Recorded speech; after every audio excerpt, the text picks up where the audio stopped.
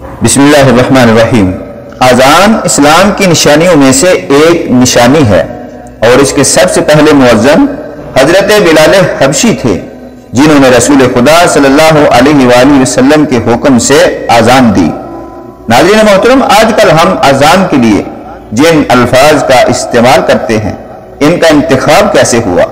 یہ الفاظ معراج کے بعد منتخب ہوئے تھے یا معراج سے پہلے؟ کیا حضرت جبرائیل علیہ السلام نے مسجد اقصی میں معراج کے موقع پر یہی آج کی رائج اذان دی تھی جب رسول عربی صلی اللہ علیہ وآلہ وسلم نے انبیاء کی امامت فرمائی تھی؟ آج کی ویڈیو میں انٹرسٹنگ اسلامک انفارمیشن آپ کو بتانے جا رہے ہیں۔ محترم، پہلے یاد رہے آپ دیکھ رہے ہیں یوٹیوب اسلامک چینل ایگل کی آواز۔ ہماری چھوٹی سی بات، اگر آپ اسلامک معلوماتی ویڈیوز دیکھتے ہیں تو چینل کو سبسکرائب کر لیں، جزاک اللہ۔ اب اذان کی بات کرتے ہیں۔ سب سے پہلے انسانوں میں سے جس نے اذان دی ان کا نام بلال ابن رباح تھا اور معروف تھے حضرت بلال حبشی رضی اللہ عنہ کے نام سے۔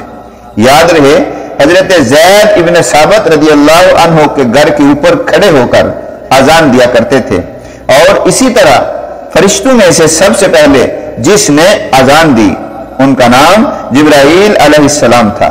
معراج پر پیغمبر اکرم صلی اللہ علیہ وآلہ وسلم نے جو نماز پڑھائی اس کے لیے اذان دی، اور جس جگہ یہ اذان دی اسے بیت المعمور کہا جاتا ہے۔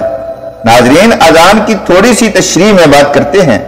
یعنی جب اللہ تعالیٰ نے اذان کا قانون نافذ کیا اور اذان دی گئی تو وہ اذان صبح کی نماز کے لیے دی گئی تھی، یعنی اذان صبح کی نماز سے شروع ہوئی تھی۔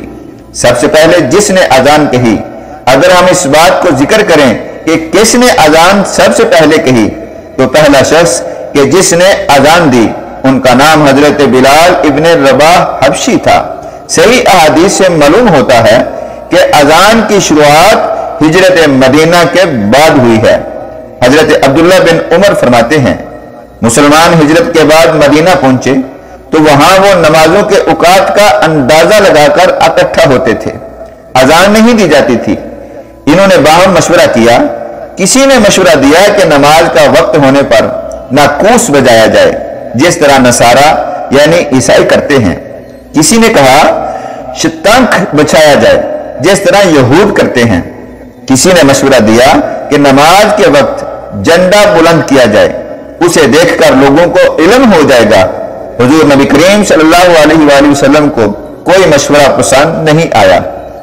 صحابہ اسی غور و فکر میں تھے کہ حضرت عبداللہ بن زید نے خواب میں پوری اذان سنی۔ صبح خدمت نبوی صلی اللہ علیہ وآلہ وسلم میں حاضر ہو کر انہوں نے اپنا خواب بیان کیا۔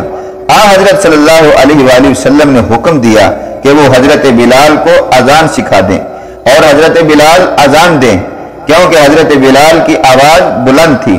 یاد رہے حضرت عمر بن خطاب رضی اللہ عنہ نے بھی آ کر اطلاع دی کہ اذان کے یہی کلمات انہیں بھی خواب میں سکھائے گئے ہیں۔ حضرت صلی اللہ علیہ وسلم نے ان خوابوں کی تصدیق کی اور انہیں سچا خواب قرار دیا تھا، اور اللہ تعالیٰ کی طرف سے وحی بھی انہی الفاظ کی آ چکی تھی۔ ناظرین، یاد رہے اذان کے لیے حضرت بلال رضی اللہ عنہ کا انتخاب کیوں کیا گیا، یہ بات بھی حضور نبی کریم صلی اللہ علیہ وآلہ وسلم نے خود ہی بتائی ہے۔ حضور نے فرمایا کیونکہ بلال تم سے زیادہ بلند اور نرم و شیریں آواز والے ہیں۔ ناظرین، یہاں دو باتوں کا خاص طور سے پتہ چلا کہ مؤذن صحیح خوان اور خوش آواز ہونا چاہیے، اور دوسری یہ کہ ایک مسلمان کو کسی بھی معاملے میں غیر مسلمانوں کی نقل یا مشابہت اختیار نہیں کرنی چاہیے۔ اذان کے الفاظ یہ ہیں: اللہ اکبر 4 دفعہ، اشہد ان لا الہ الا اللہ 2 مرتبہ، اشہد ان محمد رسول اللہ 2 مرتبہ، حی علی الصلاۃ 2 مرتبہ، حی علی الفلاح 2 مرتبہ، اللہ اکبر 2 مرتبہ، اور لا الہ الا اللہ 1 مرتبہ۔ اور صبح کی اذان میں حی علی الفلاح کے بعد یہ کلمات بھی کہے جاتے ہیں: الصلاۃ خیر من النوم 2 مرتبہ۔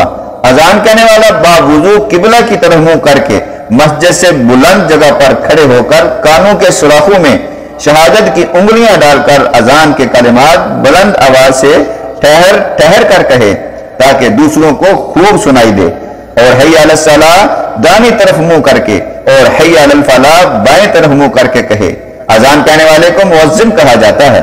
جب اذان ہو تو اتنی دیر کے لیے سلام، کلام اور سارے کام، یہاں تک کہ قرآن پاک کی تلاوت بھی بند کر دے، اور اذان کو غور سے سنا جائے اور جواب دے۔ جو شخص اذان کے وقت باتوں میں لگا رہے اس پر معاذ اللہ خاتمہ برا ہونے کا خوف ہے۔ مؤذن جو کلمہ کہے اس کے بعد سننے والا بھی وہی کلمہ کہے، اور حی علی الصلاۃ اور حی علی الفلاح کے بعد جواب میں لا حول ولا قوت الا باللہ کہے۔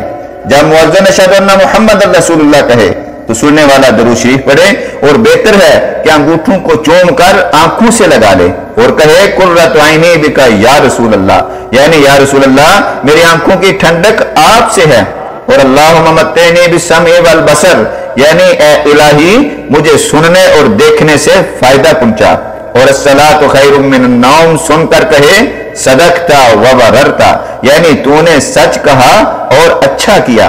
آخری بات بتا کر اجازت چاہوں گا، اذان کے ختم ہونے پر یہ دعا پڑھنی چاہیے۔ ترجمہ، یعنی اے اللہ اس دعائے مکمل اور برپا ہونے والی نماز کے مالک تو ہمارے سردار حضرت محمد مصطفیٰ کو وسیلہ، فضیلت اور بلند درجہ عطا فرما، اور انہیں مقام محمود میں کھڑا کر جس کا تو نے وعدہ کیا، اور ہمیں روز قیامت ان کی شفاعت نصیب کر، بے شک تو وعدہ خلافی نہیں کرتا۔ ناظرین، ایسا کرنے کا بہت اجر و ثواب ہے، اور قیامت کے دن حضور صلی اللہ علیہ وسلم کی شفاعت نصیب ہوگی۔ امید کرتے ہیں آپ کے علم میں بہت زیادہ اضافہ ہوا ہوگا۔ اس دعا کے ساتھ اجازت چاہوں گا، اللہ تعالیٰ صراط مستقیم پر چلنے کی توفیق عطا فرمائے، اور آپ جہاں رہیں خوش رہیں۔ چینل کو سبسکرائب کر لیں۔ ملتے ہیں نیکسٹ ویڈیو میں۔ السلام علیکم۔